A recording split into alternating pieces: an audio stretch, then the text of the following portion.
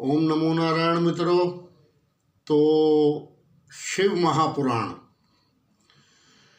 तो मित्रों जैसे इसमें लिखा है शुरू में, तो वो एक पवित्रता के लिए कि आप उसकी पवित्रता को भंग ना करो। और दूसरा वो लिखा है एक सार्वजनिक जो आयोजन शिव महापुराण का होता है उसके लिए लिखा है, जो भी उसमें सावधानियां या जो बताया है। तो हालांकि ये जो मेरे पास पुस्तक है इसमें भी ये लिखा है कि भाई ये घर में नहीं पढ़नी चाहिए, लेकिन मित्रों मेरे को तो बरसों बरस हो गए, मेरी तो जिंदगी बना दी। मैं तो अपने एक अध्याय 2 अध्याय डेली करता हूँ, फिर ख़त्म हो जाती है, फिर पलट कर शुरू हो जाता हूँ। मतलब मेरी ज़िंदगी की, जैसे इंसान खाना खाता है,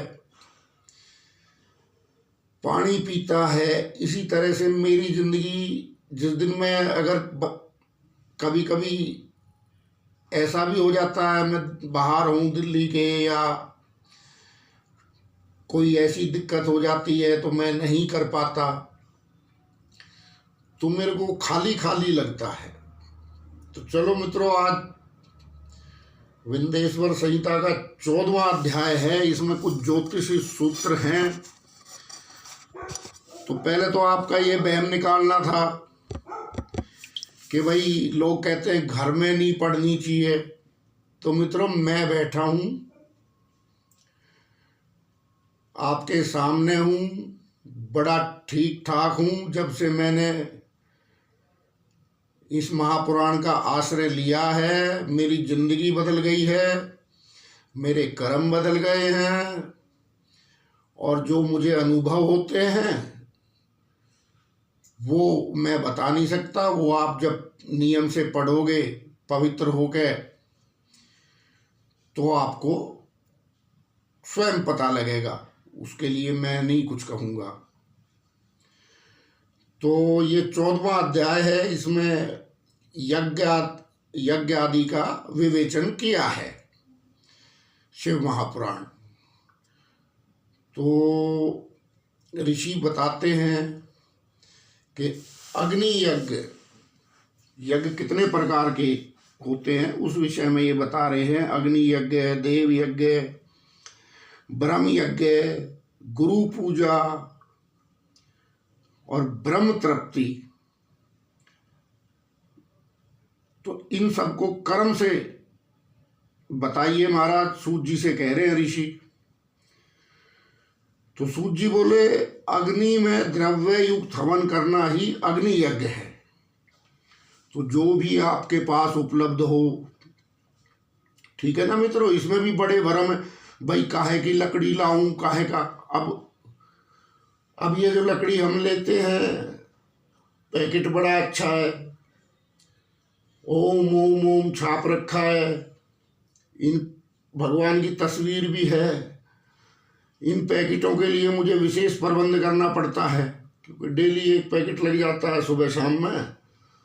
ये 50 रुपये का देता है हमारे यहाँ लोकल दुकानदार। तो इसमें जो भी ये फर्नीचर की लकड़ी कटती है वेस्टेज, वो इन्होंने पैक कर रखी है। लेकिन जैसा देश काल परिस्थिति के अनुसार उपलब्ध है, ये भी करते करते मित्रों मुझे तो बहुत दिन हो गए। तो मैं तो बहम में पड़ता नहीं, भाई इस चीज़ की लकड़ी, उस चीज़ की लकड़ी। तो ये जो इमारती लकड़ी की जो वेस्टेज बच जाती है उसका ये पैकेट है, भाई हम तो इसी से करते हैं। तो ऐसा ज़्यादा भ्रमबाजी करने का कोई कुछ नहीं है, ठीक है ना। तो चलो आगे चलते हैं। तो हे ब्राह्मणों, यह अग्नि यज्ञ कई प्रकार का होता है। एक तो समाधि अग्नि में हवन की जाती है। दूसरा ब्रह्मचर्य अग्नि, जिसमें ब्रह्मादिक का बाहुल्य होता है, और जब तक विवाह नहीं होता तब तक वह ब्रह्मचारी है। जब विवाह हो जावे तो 2 समय अग्नि यज्ञ करे। देखो इसमें जो है सुखी वैवाहिक जीवन का सार चुपचाप से बता दिया ऋषियों ने। सुखी वैवाहिक जीवन का सार बता दिया। तो 2 समय अगर जो कोई अग्नि यज्ञ करता है तो अग्नि यज्ञ ऐसा नहीं है आप गौ माता का थोड़ा घी लेके और देसी घी की आप जोत भी लगा के वहाँ 10-15 मिनट बैठ सकते हो, हाथ पैर धो के। अभी क्या करें भाई, बिजी इतनी लाइफ है। तो अगर आप जो मैंने पुस्तक बताई उसमें छोटी सी विधि लास्ट पन्ने पे दे रखी है नित्य कर्म पूजा प्रकाश में, आप उस अनुसार भी हवन कर सकते हो। हाँ, ज़्यादा नहीं है मित्रों, 10 मिनट का काम है बस। और सुखी वैवाहिक जीवन का अब बात यह है, सूत्र छुपे हुए हैं हमारे जो ऋषि मुनियों ने पुराण बताए, वो हमारे कल्याण के लिए बताए। और इसमें हर जीवन को सुखी बनाने का सूत्र छिपा हुआ है। तो क्यों ना सब मित्र फायदा उठाए। भाई मुझे तो हुआ, मेरे ऊपर तो भगवान शिव की बड़ी कृपा है। ये मेरे शत्रु भी बोलते हैं कि इसके ऊपर भोले की बड़ी कृपा है। जो मेरी शक्ल देखना भी पसंद नहीं करते, मुझसे जलते हैं, वो भी ये बोलते हैं। तो ठीक है। तो दूसरा, ब्रह्मचारी जब विवाह हो जावे तो 2 समय अग्नि यज्ञ करे। यानी आप नियम से दोनों टाइम ही, अगर चलो जोत बत्ती करो या वो गाय के गोबर के कप आ रहे हैं आजकल, तो गौ सेवा भी हो जाएगी, क्योंकि वो पैसा तो गौशाला में ही पहुंचेगा। तो थोड़ा सा गाय का देसी घी मंगा के आप वैसे भी कर सकते हो, जैसे आपका दिल करे। लेकिन शुरू तो हो भाई, ठीक है ना। दूसरा दिन तो 2 समय अग्नि, परंतु जिन महापुरुषों ने अपनी आत्मा को ही अग्नि आरोपण की हो, तो जो आत्मा में ही अपनी अग्नि धारण कर लेते हैं और वनवासी हों, यानी एकांत प्रिय हों। वन तो कहाँ है, वनों में तो नक्सलाइज बैठे हैं, पहाड़ों में आतंकवादी बैठे हैं, पता नहीं कहाँ लैंडमाइन फट जाए भैया, और कहाँ करवस। पर्यावरण का भी ऐसा हो रहा है कि कहाँ बर्फ हो जाए और कहाँ क्या हो जाए भैया, बड़ा मुश्किल कर रहा हो रखा है हमारे गुरु लोगों को भी भजन करना। खैर, तो ऐसे व्यक्तियों के लिए समय पर थोड़ा सा और हितकर भोजन लेना ही अग्निहोत्र है। तो अब देखो इसमें क्या सूत्र छुपा हुआ है। यदि आप किसी सन्यासी को उत्तम भोजन करवाते हैं तो वो अग्निहोत्र के समान ही आपको फल देगा। क्योंकि देखो सन्यासी को तो कुछ लेना देना है नहीं। अभी सब सन्यासी वो है कि जो बहुत बड़ा नसीब लेके प्रकट होता है, बहुत बड़ी किस्मत लेके इस धरती पे उतरता है। छोटी बात मत समझना आप भगवा धारण करना। कदम कदम पे परीक्षाएं ली जाती हैं, और किसी की बुराई मत करना। हाँ, आजकल लोग बहुत बुराई करते हैं। अरे भाई, अध्यात्म की राह में रोड़े आते हैं भाई, मैंने देखे हैं, मैंने बहुत ठोकरें खाई है। अब जो लोगों को जूते पत्थर गाड़ियां पड़ी हैं आपके सामने, संतों को कईयों को काट डाला गया, मारा गया, किसी को शीशा पिला के मार दिया, साहब आपके सामने हैं। तो बड़ी बड़ी बाधाएं आती हैं भाई रे। खैर, तो उसको साधु को वस्त्र दक्षिणा कभी भी, एक तो साधु के सामने बिना दक्षिणा के कभी भी कुछ नहीं देना चाहिए। कोई आपका कुल देवता है या कुल पुरोहित है या आपका श्रेष्ठ कोई ब्राह्मण है, तो ये नियम है। उसमें आप 1 रुपया रख सकते हो, 11 रख सकते हो, कोई उसमें लाख 2 लाख की बात नहीं है, ठीक है ना। तो विवाह के समय से ही अग्नि संधान को सदैव सुरक्षित रखना योग्य है। उसे कुंडिया भांड में रखे जो कि सर्वदा सुरक्षित रहे और कभी ना बुझे। देखो, वैवाहिक जीवन की तरक्की का कितना बड़ा उपाय यहाँ है। घर गृहस्थी की गाड़ी जिस टाइम में आप खींचने के लिए तैयार होते हो, तो विवाह के समय की जो अग्नि है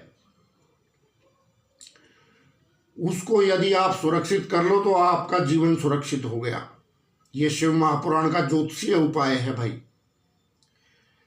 अब आप मुझे कह तो देते हो भाई मुझे ये अंग्रेजों वाला एस्ट्रोलॉजी नहीं है पसंद, तो वो कभी भी बुझनी नहीं चाहिए। और अजरस अग्नि इस अग्नि को नाम दिया है। तो ये कहते हैं कि सायकाल की अग्नि आहुति से संपत्ति बढ़ती है। सूत्र नोट कर लो, बड़े काम आएगा जिंदगी में। जिन व्यक्तियों को अपनी संपत्ति बढ़ानी है वो सायकाल आहुति दें, हवन करें, ठीक है। तो फिर बहुत चीज छूट जाएंगी तुम्हारी। जब शाम को हवन करने लगोगे संपत्ति तो फिर अपना आप बढ़नी है, ठीक है। तो संपत्ति प्रातःकाल की जो अग्नि आहुति है उससे आयु बढ़ती है। देखो तुम्हारा शरीर, मैं बता रहा हूं मित्रों, एक बार हवन करना शुरू करो, तुम्हारा दिल और दिमाग इतना तरोताजा रहेगा भाई साहब। आप मेरी बात याद कर करके मुझे लाखों दुआएं दोगे। है ये ऋषियों की बात है, मेरी तो क्या है, लेकिन इस ऋषियों की बात पे एक बार चल के देखो। मैंने ये है कि परीक्षित किया हुआ है, क्योंकि मेरे तो ये अल्ट पलट के भाई, ये तो अपनी गणेश परिक्रमा है मेरी। ये शिव महापुराण जो है इसको मैं गणेश परिक्रमा बोलता हूँ। ये मेरी गणेश परिक्रमा है, बस ये चलती रहती है क्या। तो ऐसी गणेश परिक्रमा से किसी वहम में मत आना, घर में नहीं रखनी चाहिए, फलाना नहीं रहना। अरे भाई इसमें ऐसी ऐसी बात है, एक एक बात पैसे से तो तोल ही नहीं सकते। तो प्रातःकाल की आहुति से जो है आपकी आयु बढ़ेगी। और दिन में इंद्रादिक देवताओं के उपदेश से, इंद्र का मतलब राजा होता है, अगर राजा की कृपा चाहिए तो उसको दिन में आहुति दे दो, ठीक है ना। तो इस तरह से अब ये व्रत की बताते हैं जी यहाँ पे। तो जो इंद्रादिक देवताओं के उपदेश से जो आहुति दी जाती है वो देव यज्ञ कहलाती है, ठीक है। तो अब ये वार अनुसार बता रहे हैं। सोमवार को माँ लक्ष्मी जी की पूजा करो। रोग शांति के लिए मंगलवार उत्तम है, यदि आपके शरीर में कोई रोग है। वैसे अब देखो ये कहाँ से लाए निकाल के सूत्र कि रक्त का कारक मंगल है, यहां से निकाल के लाए, क्योंकि पुरानी तो शिव महापुराण है। मैं आपको कहता हूं भाई मैं पौराणिक एस्ट्रोलॉजर हूं, तो भाई मेरी बात हर एक के समझ में आती नहीं। तो मंगलवार की पूजा करो, हनुमान जी की भक्ति करो, या और भी जो भी मंगलवार को, चलो किसी का धर्म अलग है तो चलो मंगलवार को नॉन वेज वगैरह ना खाओ, किसी पशु पक्षी के लिए सेवा करो, उसको दाना वाना डालो, खिलाओ। और इस दिन जो है माता काली का भी भजन पूजन कर सकते हैं आप, मंगलवार है को। और उड़द की दाल का इसमें दान लिखा है, उड़द और मूंग। तो बाकी भी कोई दाल है तो वो भी 4 शेर लिखी है इसमें। तो ऐसा ब्राह्मणों को, तो जो भी धर्म स्थान है वहाँ पे आप दे सकते हैं, ठीक है। तो ब्राह्मण देवताओं की तृप्ति के लिए एक बार यज्ञ करें, शेष समय वेद का अध्ययन करें। तो भाई वेद का अध्ययन तो भाई मैं करता नहीं, हम तो इस गणेश परिक्रमा में ही खुश हैं। और वैसे भी तो आदि सृष्टि के आदि में जब सृष्टि शुरू हुई तो महादेव जी ने सर्वलोकों के कल्याणार्थ तो सर्वप्रथम औषधियों में औषधि, अब ध्यान से सुनना, हर चीज की औषधि क्या है, औषधियों में औषधि प्रथम वार अपना वार अर्थात आदित्यवार बनाया और पूर्ण सप्ताह के शेष 6 दिनों में उसके गुणों के अनुसार उसकी वैसी ही रचना की, ठीक है। उन्होंने प्रत्येक दिन का उसका देवता फल और फल नियत किया, जिसमें आरोग्य, संपत्ति, व्याधिनाश, पुष्टि, आयु, भोग, मृत्यु और हानि ये यथाक्रम से प्राप्त होते रहते हैं। तो ये विधि भी नियत है, ये विधि नियत की। आगे कहते हैं उन दिनों के देवताओं की प्रीति से उनकी पूजा का वैसा फल देने वाले शिव भगवान ही है। यह पूजा 5 प्रकार की कल्पित की गई है। जिस देवता को प्रसन्न करना हो उसका मंत्र, होम, दान और तप करे, ठीक है। आ गई समझ में। अगर कुंडली में कोई ग्रह कोई गड़बड़ है तो वैसा ही दान करे, वैसा ही होम करे, वैसा ही जप करे। असल में हुआ ये कि जो कुछ किताबें बाद में आई हैं इन्होंने हमारे को भटका दिया। जो असल में मैं आपको चलो बताता हूँ, उसके बारे में अलग से वीडियो डालूंगा, क्योंकि आजकल तो कोई कमजोर ग्रह है तो या कोई भी ग्रह है, कोई उच्च का ग्रह है तो उसका दान ही नहीं करना चाहिए आपको। अरे ये तो भगवान का प्रसाद है, मुझे तो जितना बांटूंगा बढ़ेगा। उसके बारे में क्या भेद है मैं आपको बाद में बताऊंगा। तो नेत्र, सिर रोग तथा कुष्ठ की शांति के लिए आदित्य की पूजा करें और ब्राह्मणों को भोजन करवावे। 3 दिन, 3 महीने या 3 वर्ष अथवा इससे अधिक पूजन करें। अब देखो आजकल का इंसान चाहता है कि भाई एक दिन में ग्रह उतर जाए तेरा, कोई भी टोने टोटके के उपाय से नहीं भाई। इसमें सीमा दी है, आपको ग्रह को ठीक करने में 3 वर्ष तक लग सकते हैं, ठीक है ना। वो भी सीरियसली, गंभीरता से यदि आप उसका उपाय करोगे तब। तो 3 दिन, 3 महीने या 3 वर्ष और इससे भी अधिक हो सकता है पिछला प्रारब्ध ऐसा हो, पिछला पाप ऐसा हो। तो मैं तो जिस बंदे का देखता हूं कि ग्रह यहाँ ये गड़बड़ है, उसे जीवन भर के लिए ही वो दे देता हूं कि भाई तू करता ही रहना, ठीक है। और प्रारब्ध अगर प्रबल हुआ तो गणाधिक रोग फिर नष्ट हो जाएंगे, इसमें भी संदेह नहीं है। तो पापों की शांति के लिए रविवार का दिन पूजा उत्तम है। जिसमें जप आदि से इष्ट देव को जो है प्रसन्न किया जा सकता है। बुधवार के दिन विष्णु जी का दही से अनेक प्रकार पूजन करें। अब बुध बड़ा महत्वपूर्ण ग्रह हो जाता है, ये राहु को भी शांत करता है, ठीक है ना। और आज के जमाने में तो बुध ही प्रबल है ना। गुरु के चक्कर में तो हमारे जैसे पड़े हैं कोई नहीं, तो फास्ट लाइफ इतनी है, तो जो चाल बुध की है वही चाल संसार की चल रही है आजकल। तो उसका भी इलाज, क्योंकि त्रिकालदर्शी थे वो गुरु लोग। तो बुधवार के दिन दही से, ठीक है, ये भी देखो इन्होंने कितना बढ़िया बताया है। तो पूजन करे तो सर्वदा पुत्र कलत्र मित्र तो सब मेहनताणी भी, मेहनत भी और बाल गोपाल भी सब आनंद मंगल रहेंगे भाई, ठीक है। तो पुत्र कलत्र मित्र स्त्री की पुष्टि हो, ऐसा लिखा है इसमें।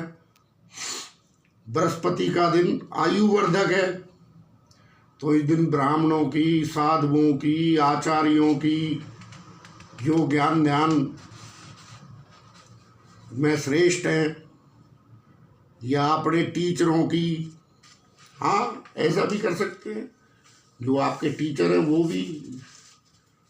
दूसरा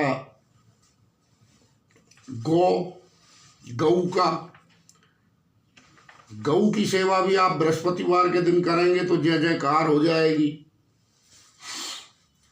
और या देवताओं में से देवताओं को आप उपवीत वस्त्र, क्षीर, दूध, घी, जो भी आप अपना श्रद्धा भक्ति से पूजन कर सकते हैं देवताओं का भी। अब यहाँ बड़ा कमाल की बात दी है भाई साहब। मेरी पुराणों को, मेरे शास्त्रों को, मेरे आचार्य को मैं नमन करता हूँ भाई, मैं पूरा माथा रगड़ देता हूँ। अब मैं माथा रगड़ूंगा बहुत देर। तो देखो यहाँ क्या कह रहे हैं, भोगों का इच्छुक शुक्रवार को जितेंद्रिय हो, षटरस भोजन युक्त देवताओं और ब्राह्मणों की पूजा करे, ठीक है। इसके बारे में अलग से वीडियो डाल देंगे, आजकल ये बड़ा महत्वपूर्ण हो गया शुक्र भी। तो स्त्री की प्राप्ति के लिए शनिवार के दिन रुद्र आदि देवताओं का भजन पूजन करे, यानी चलो शंकर ही हैं सबके मालिक, उन्हीं के रूप हैं सब। और इसमें विशेष बताया है कि तिल का होम, तिल का दान, तिल का भोजन, ठीक है, करावे तो करे भी फिर प्रसाद के तौर पे। यज्ञ का बचा हुआ माल तो जो भी आप करते हो उसका जो बचा हुआ है वो आपके लिए अमृत है, तुम्हारे सब रोग ऋण शत्रु को लेकिन करना तो शुरू करो। तो तिल का बताया है जी, तो तिल का महत्व भी बता दिया है। तो साथ ही उन दिनों में उन देवताओं का नित्य पूजन, स्नान, जप, दान, होम और तर्पण करता रहे। देश काल पात्र का विचार कर जो श्रद्धा सहित इन वारों के नियम का पालन करता है उसे इस देवोपासना द्वारा सब कुछ प्राप्त हो जाता है, कुछ भी असंभव नहीं है। आ गई समझ में मित्रों? ब्राह्मणों को मंत्र पूर्वक और शूद्रों को तंत्र विधि से पूजन करना योग्य है। तो ऐसे ब्राह्मण भी आजकल कई ऐसे हैं जिनके कर्म थोड़े से निकृष्ट हैं बहुत ज्यादा। कई शूद्र भाई ऐसे हैं कि जिनका ब्राह्मणों से भी अच्छा कर्मकांड है। तो अपने अपने अनुसार भैया वो तो तुम खुद ही तय करोगे, अपना डायरी पे लिखो हमारे कर्म क्या है, फिर अपने जैसा करना हो वैसा कर लेना। कुछ पूछना हो तो मेरे ऑफिस में आ जाना भैया, मैं बता दूंगा मैं सब कुछ। क्या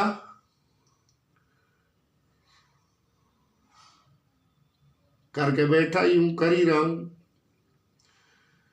तो धनाभाव हो तो तप से देवताओं की उपासना करे। तप मतलब यहां देखो, यूं कहते हैं भाई पंडित तो ये बता दीजिए, वो बता दीजिए, ठागर दान बता दिया, ये बता दिया। अरे नहीं भैया, देखो क्या लिखा है, तप तो शरीर को तपाए, मेहनत करे, वो भी पूजा है उसकी। ठीक है, सादा खाए तो भोग विलास की ज्यादा इच्छा ना रखे। तो अगर ऐसे तप करेगा, टाइम टू टाइम काम करेगा, जितना शरीर को तपाएगा उसमें, यहां तप का मतलब ये नहीं है कि आग तपने लग जाओ तुम, वो सन्यासी का तप है। मैंने कईयों का मुक्त ध्यान छुड़वाया है। अरे मुक्त ध्यान कर रहे हैं, अरे भाई ये ऋषियों का विषय है, तेरे को क्या नहीं चाहिए, घर गृहस्थी है। आजकल तो ध्यान गुरु भी तो एक से एक बैठा है ना। तो इस प्रकार अपने करते रहो भाई, तप से देवताओं की पूजा करो। तो उसमें तप ये सेवा का भी आ गया भाई। आप किसी मंदिर में जाके झाड़ू पोंछा साफ सफाई वो करो, वो तप है, बहुत बड़ा तप है। या किसी गौशाला में सेवा करो, या जिसका जो धर्म स्थान है, तो धनी हो तो चलो धन से कर दे मदद जो भी करनी है, लेकिन साथ में ये नहीं है अहंकार ना आ जाए, इसलिए साथ में लिख दिया, परंतु जो कुछ करे श्रद्धा से करे। ठीक है ना। तो फिर तो उसके इस प्रकार करते रहने से समय अनुसार उसे ज्ञान की प्राप्ति हो जाएगी। ये तो बहुत बड़ा प्रसाद है भाई, करो तो ज्ञान हो जाएगा, तो जय जयकार हो जाएगी। जो ब्राह्मण इस अध्याय को पढ़ेंगे सुनेंगे और दूसरे को सुनावेंगे, उन्हें देव यज्ञ का फल प्राप्त होगा। तो भैया लो, हमारा तो एक यज्ञ और हो गया। ठीक है। और यह ब्राह्मण है